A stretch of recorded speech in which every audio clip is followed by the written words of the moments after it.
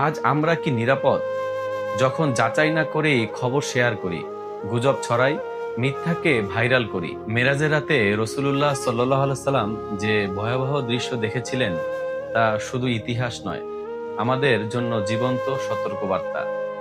জাহান্নামের এক স্থানে তিনি দেখলেন কিছু মানুষের ঠোঁট লোহার হুক দিয়ে ছিঁড়ে ফেলা হচ্ছে। ছিঁড়ে গেলে আবার আগের মতো জোড়া লাগে, আর শাস্তি চলতেই থাকে। এক মুহূর্তের বিরতি নেই। নবী সাল্লাল্লাহু আলাইহি সাল্লাম জিজ্ঞাসা করলেন, এরা কারা? ফেরেশতারা বললেন, এরা সেই লোক যারা সকালে উঠে মিথ্যা কথা বলতো, আর সেই মিথ্যা সারা দুনিয়াতে ছড়িয়ে দিত। আজ আমরা কি নিরাপদ যখন যাচাই না করেই খবর শেয়ার করি, গুজব ছড়াই, মিথ্যাকে ভাইরাল করি? তখন কি আমরা সেই দলের কাছাকাছি চলে যাচ্ছি না?